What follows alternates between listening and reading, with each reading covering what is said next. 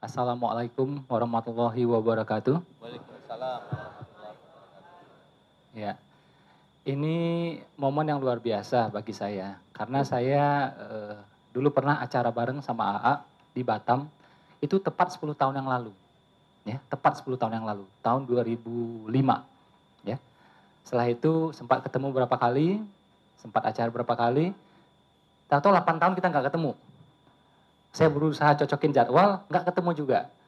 AA ada acara dekat rumah saya, ya kebetulan rumah kita sebenarnya seberang-seberang kompleks. AA lagi acara berapa kali, saya nggak bisa hadir. Ada aja tuh halangannya. Tapi istri alhamdulillah bisa hadir, ibu saya alhamdulillah bisa hadir. Sekarang tahun ke-8 baru ketemu lagi. Ya, AA ini guru saya, Mas Mono ini saudara saya, ya walaupun gantengan saya gitu ya. Nah, jangan dibalas mas, ya jangan dibalas. Alhamdulillah semuanya ganteng ya, ganteng amalnya gitu. Jadi kalau berkah itu menurut definisi saya, apa yang saya pelajari dari Pak Sandiaga Uno, dari Agim ya, berkah itu singkatan. Berkah berhasil karena Allah. Gitu. Karena apa? Karena Allah. Bisa jadi kita cabangnya banyak, mobilnya bagus, bisa jadi itu nggak berkah. Walaupun media meliput kita seolah-olah kita bagus. Walaupun orang tepuk tangan seolah kita bagus, belum tentu. Tadi saya dikasih nasihat sama AA, kita itu kalau misalnya lagi naik gitu ya, apakah dalam bisnis, apakah dalam popularitas, itu ujiannya lebih luar biasa. Ya. Dan saya selalu mengatakan, ada nih orang lagi belajar nih, kayak gini nih, belajar. Ada yang lagi ngajar nih. Itu bisa jadi yang lebih ikhlas itu yang belajar. Benar nggak? Ada orang yang berumroh. Tadi Mas Mono ngajak kita umroh. Ada orang yang berumroh. Ada yang punya travel. Ada yang jadi pembimbing. Itu kemungkinan besar atau mungkin saja yang lebih ikhlas itu yang jemaah umrohnya daripada pembimbingnya. Benar nggak? Penulis buku juga sama. Nulis buku, ya. Yang satu baca buku. Bisa jadi yang lebih ikhlas itu yang baca. Benar nggak? Yang si penulis dapat royalti satu, ya. Katakanlah royaltinya disedekahin, dia dapat nama. Benar nggak? Dapat pujian, dapat liputan, macam-macam semuanya. Jadi berat sekali. Ya. Nah, jadi yang paling penting itu Allah ridho. Makanya orang kalau tanya saya, Mas Ipo, sukses itu apa? Allah ridho, keluarga ridho, dan sebanyak-banyaknya orang ridho sama kita. Menurut saya itu aja. Kalau kita berharap semua orang ridho, itu kayaknya berat. Bahkan Nabi pun ya tidak semua orang suka gitu ya. Tapi kita berusaha tidak ada orang yang kesel sama kita. Tidak ada orang yang dengki sama kita. Tidak ada orang yang marah karena perbuatan kita. Nah itu sukses. Dan tentu yang paling utama Allah ridho sama kita. Contoh ya, bagi teman-teman yang kerja. Boleh tahu siapa yang kerja di sini? Karyawan gitu, ada? Yang kerja? Yang usaha, angkat tangannya? Yang pengangguran? Nah. Kan kalau karyawan itu punya karya, pengusaha punya usaha.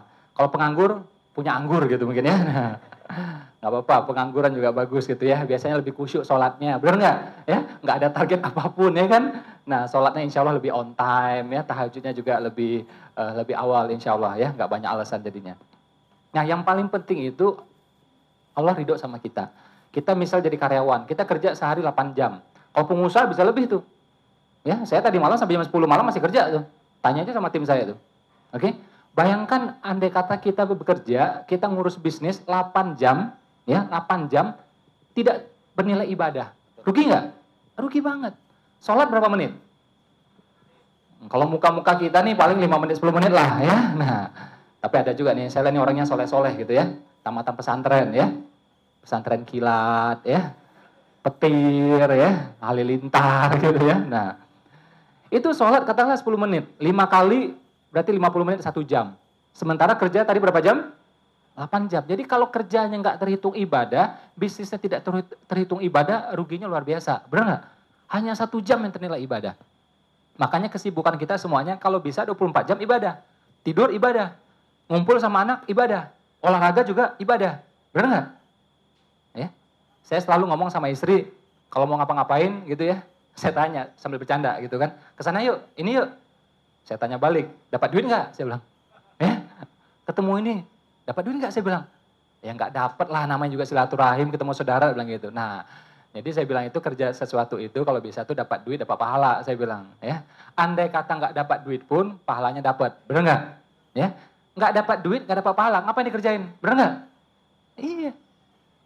Saya itu tiap tahun selalu dengar kabar orang-orang di sekitar saya meninggal. Kita dengar kabar kemarin kayak seorang komedian, seorang presenter ya, sangat terkenal, ya dirawat di Singapura, umurnya masih muda, tahu meninggal. Benar nggak? Ya, ada lagi yang penyanyi trio, ya, zaman kita muda dulu, mereka yang lagi booming-boomingnya gitu ya, tahu Sebentar meninggal. Mas, zaman kita muda. Saya belum lahir Mas saat itu Mas. Paling lebih tua dia gitu ya. Udah jangan ngomong tua ya. Nah jadi nggak tahu tuh umur, tiba-tiba meninggal. Begitu juga kemarin ada orang yang membantu saya kuliah di Malaysia, orangnya baik luar biasa, tahu juga meninggal. Dan saya dengar, saya kalau ada orang meninggal, saya berusaha cari tahu dari keluarganya, apa kalimat-kalimat terakhir dari mulut dia. Ini orang yang terakhir ini luar biasa menurut saya, subhanallah. Ya, dijaga benar sama Allah. Memang orangnya baik luar biasa, tidak pernah mencederai hati orang, ya keluarga saya juga, ya diri saya juga gitu ya, yang bantu saya kuliah di Malaysia. Itu hari-hari menjelang dia meninggal, dia ngomong sama istrinya, ngomong sama anaknya, wakafkan ini, wakafkan ini, wakafkan ini. Ya. Sama anaknya ya masih diurus, dia bilang, oh segera seperti itu. Ya. Dan akhirnya dia meninggal. Dan meninggalnya waktu itu dia jatuh pada hari Jumat, langsung koma. Saya nggak tahu amal dia diterima Allah atau tidak, tapi saya melihat itu tanda-tanda bahwa dia itu baik di penghujungnya. Ya. Di hari Jumat, satu hal.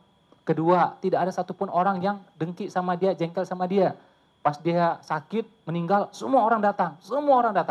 Dari luar negeri pun sampai datang. Ya, bukan orang terkenal. Ya, tapi karena banyak amalnya, banyak senyumnya, banyak nolongnya. Ya. Dan dia sudah memutuskan mewakafkan ini, wakafkan itu semuanya. Hampir semuanya. Itu luar biasa menurut saya. Oke? Makanya salah satu concern kita bikin TK Khalifah. Dulu ya, waktu saya diriin tahun 2007, TK Khalifah, saya mikir, kita mulai bisnisnya sejak tahun 2004, 2003 gitu. Pernah bisnis bakso, gado-gado, ya, nasi goreng pernah, donat juga pernah. Alhamdulillah sukses ditutup semuanya. Ya. Nah, itu kita belajar. Dan saya mikir-mikir, dan saya ngitung-ngitung, bisnis mana yang amalnya paling banyak. Hitungan saya bodoh-bodoh zaman dulu, ya, tahun 2007 dulu, bisnis yang paling banyak amalnya adalah TK, Taman Kanak-Kanak menurut saya. Karena apa? Disitulah anak-anak belajar wudhu, belajar Al-Fatihah, benar nggak? Belajar kenal dengan nabinya, sahabatnya, dan semua-semuanya. Jadi hitungan saya awam waktu itu ya, walaupun semua bisnis jelas bisa ibadah gitu ya. Apapun bisnis kita, pakaian sekalipun ya, jual keripik sekalipun bisa ibadah. Tapi hitungan saya dulu, ini bisnis yang paling banyak ibadahnya, paling banyak amalnya. Akhirnya saya buka. Hitungan saya, andai kata rugi pun masih untung amalnya. Tapi alhamdulillah berkembang, untung ya, sekarang udah 70-an cabang se-Indonesia. Dan tahun lalu adalah ujian paling berat bagi saya, karena apa? Di hati saya sudah ada keinginan pengen mewakafkan itu TK, mewakafkan itu sekolah. Cuma hati ini masih berat, gimana pun duit itu. Dan duitnya pasif. Ya, ini berat luar biasa. Ngobrol sama istri, akhirnya ya sudah, saya bilang nih, waktu itu Ramadan tahun lalu, saya bilang ini Ramadan mau habis. Ya, kalau kita wakafkan sekarang dapat pahala Ramadan. 5 hari lagi Ramadan sudah lewat. Mau gimana? Akhirnya ya sudah kita putuskan untuk diwakafkan. Diwakafkan bukan berarti diabaikan, tidak ya, justru kita makin profesional. Dulu saya meeting sebulan sekali untuk TK Khalifah. Sekarang tiap minggu saya meeting. Ya, dulu hanya ada 2 orang yang inti. Sekarang ada banyak orang untuk menjadi tim intinya. Ya, kita bayar orang-orang profesional untuk bikin lebih bagus lagi. Karena apa? Nah, ini penting menurut saya bagi muslim. Kita ini kadang-kadang kalau untuk kerja sosial, benar nggak? Untuk yang profesional baru tuh habis-habisan, sampai lembur, sampai jam 10 malam, jam 11 malam, sama atasan takutnya luar biasa ya. Padahal mestinya kalau untuk masjid, untuk amal itu mestinya lebih luar biasa. Karena atasannya langsung sama Allah, nggak ada yang lain. Ya, artinya harus lebih serius. Saya menyebutnya sebagai, ada 7 I sebenarnya ya, cuma ini kelamaan, saya bahas satu saja, namanya itu Itkon. Ada yang pernah dengar Itkon? Siapa yang pernah? Oke, belum pernah alhamdulillah ya. Nah, untuk itu kita datang ke sini gitu ya. Saya belajar dari guru saya Bang Syafi'i Antonio. Itkon itu teliti, hati-hati, sepenuh hati, dan bermutu tinggi. Coba ulang. Teliti, hati-hati, sepenuh hati, dan bermutu tinggi. Coba ulang. Nah, ya. Kita lihat itu ya. Masuk masjid, sandal berantakan. Oke? Pernah masuk wihara nggak? Pernah masuk nggak wihara? Itu sandal biasanya nggak disusun gitu ya. Tapi andai kata disusun pun itu rapi biasanya. Malu nggak sebagai muslim? Kalau punya iman, ya, punya akal, mestinya malu. Ya nggak? Saya berapa bulan lalu pergi ke New Zealand, acara di sana, seminar di sana. Masya Allah ya, luar biasa. Ternyata, ini duta besar yang ngomong sama saya. Ternyata dari segi Islamic Index, dari segi apa? Dari segi Islamic Index, itu negeri yang paling islami adalah New Zealand. Sementara orang Islam di sana adalah minoritas. Biasanya orang Indonesia, Malaysia yang bekerja di sana, itulah yang orang Islamnya. Orang sananya nggak ada yang Islam biasanya. Ya, tapi dari segi Islamic Index nomor 1 sedunia. Saya pikir itu hoax, ya hoax. Ternyata saya cek di Google, banyak penelitiannya dan benar. Dan itu juga disampaikan oleh seorang menteri kita, ya, dan disampaikan juga oleh duta besar di sana. Kenapa dari segi nilai-nilai Islami mereka nomor 1 sedunia? Apa itu? Tertib, teratur, bersihnya luar biasa. New Zealand bersih, Australia bersih, tapi New Zealand lebih bersih. Ya, Eropa mungkin bersih, tapi New Zealand ada nilai-nilai yang luar biasa. Sampai bangunan sompel nggak ada, cak ngelupas nggak ada. Saya jalan sampai ke pelosok, toilet pesing nggak ada. Ya, padahal mereka tidak ngerti namanya kebersihan bagian dari iman itu, mereka nggak paham itu. Ya, tapi bisa seperti itu. Dan yang menjadi nomor 1, ya, ada nilai yang lebih tinggi daripada itu adalah apa? Kesetaraan, keadilan. Pejabat nerobos lampu merah, kena denda. Pejabat ya di airport tidak mau di X-ray, mau cepat gitu ya, kena denda. Ya. Dan saya dengar kabar di sana kemarin salah satu menterinya mau dinaikin gajinya, nggak mau. Karena apa? Dia berpikir rakyatnya PNS di sana gitu ya, itu gajinya nggak naik. Jadi kalau dia naik sendiri dia nggak enak. Masya Allah luar biasa. Islami nggak itu? Ya. Jadi dari segi kesetaraan, keadilan itu Islami. Jadi Islami itu bukan semata-mata yang langsung identik dengan agama, tidak. Tapi nilai-nilai Islami yang universal. Ambil contoh, saya kenal Mas Mono berapa tahun yang lalu, saya masuk ke outletnya, saya lihat tuh, Mas Mono, ini harganya nggak terpampang. Ya. Harga nggak terpampang, itu kurang Islami menurut saya. Ya. McD, KFC itu harga terpampang. Artinya apa? Ada akad di sana, benar nggak? Itu Islami. Dan mohon maaf, rumah makan Padang, walaupun yang punya Pak Haji, belum tentu Islami. Karena apa? Harganya nggak terpampang. Ya, tidak ada akad di sana. Kita order, tahu dia ngitung, 210.000 Pak, kata dia. Itu tidak akad di sana. Akhirnya Mas Mono terima masukannya, sekarang udah ada harga ya Mas ya? Udah harga semuanya. Walaupun itu merepotkan. Ya, tapi kan yang kita cari berkahnya, benar nggak? Dan alhamdulillah ternyata orang makin yakin. Ya, akhirnya makin berkembang. Saya dulu kenal Mas Mono itu cabangnya masih dikit, ya, masih kucel waktu itu. Ya, yang punya juga masih kucel waktu itu ya. Nah, alhamdulillah sekarang 2-0 Mas. dicatat sama dia ya. Nanti pas giliran dia dibalas tuh ya. Nah, perlu dipanah tuh. Nah itu saya di sini bukan mengagung-agungkan Barat, bule tidak ya, tapi ini sebenarnya kan teguran buat kita. Oke, ini saudara saya ya, teman-teman di sini adalah saudara saya. Kalau mereka bisa, tentu kitanya lebih bisa. Kalau mereka bersih, tentunya kita lebih bersih. Saya pernah pergi ke Mesir, itu Masya Allah menurut saya ya. Mesir tuh kita mau ke toiletnya, berwudu ya, itu ya yang lebih parah daripada kita lah intinya gitu ya, yang saya rasakan. Ya, dan waktu itu adalah masa damai di sana. Dan saya pikirkan Islam ini identik dengan Arab, dengan Mesir gitu ya. Kenapa tidak bisa gitu? Ya udah, akhirnya saya mulai dari diri saya mulai dari organisasi saya, ya. Saya bikin di TK Khalifah, saya bikin juga di kampus Umar Usman. Di sini ada mahasiswanya hadir? Oh iya, Masya Allah, tepuk tangan dulu nih untuk mahasiswa Umar Usman. Ini kampus agak beda ya, setahun harus jadi pengusaha.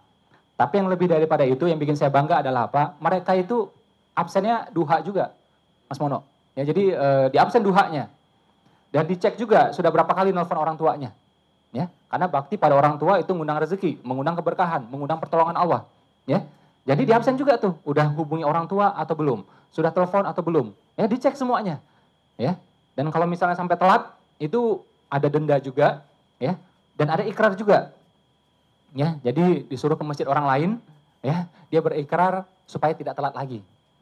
Kalau omset tidak tercapai, mereka bikin tulisan, ya, aku tidak capai target, dan dia dengan tulisan itu ngomong di tepi jalan, kelihatan sama orang ramai, ya, jadi berusaha ngejar target, ya, walaupun hasil adalah haknya Allah, final itu urusannya Allah, tapi tugas kita berikhtiar. Nah, dia tidak sampai ikhtiarnya, tidak sempurna ikhtiarnya, tulis seperti itu.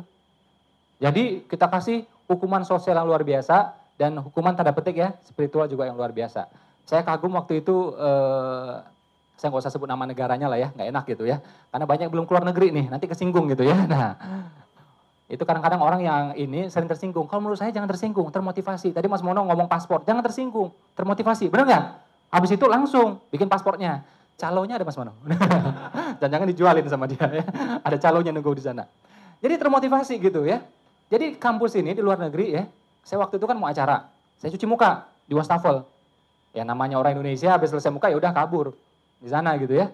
Orang sana apa yang dia lakukan? Habis cuci muka tanpa ada yang memerintahkan, tanpa ada peraturannya, tanpa ada CCTV-nya, ya. Ini bagian dari itkon ya. Selesai cuci muka, dia lap, ambil kain lap. Bayangin. Datang orang berikut lagi ngelap. Saya bingung tuh. Saya tungguin sampai 3 orang. Apakah dia aja yang aneh menurut saya, ya? Atau 2 orang nih yang aneh, atau semuanya seperti itu. Ternyata 3 orang kayak gitu semuanya. Lap semuanya. Dia memastikan untuk orang berikutnya nyaman. Bayangkan, tidak ada peraturan, tidak ada denda, tidak ada CCTV. Ya. Dan negeri itu kebanyakan ateis.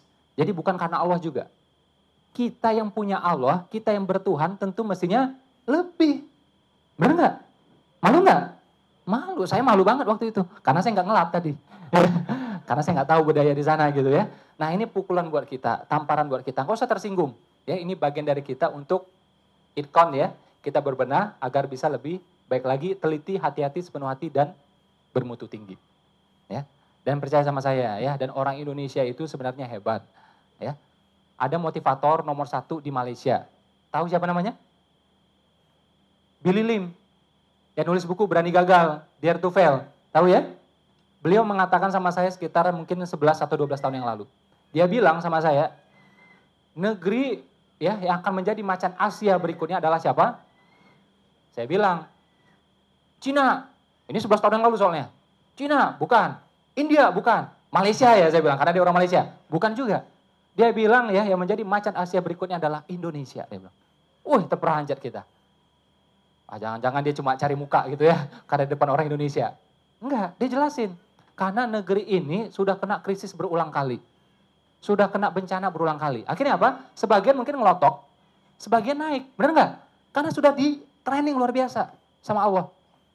Ya, dikasih bencana alam, dikasih krisis, dikasih juga mungkin pemerintahan yang juga yang kurang ini gitu ya, kurang ideal. Nah itu menempa kita semuanya.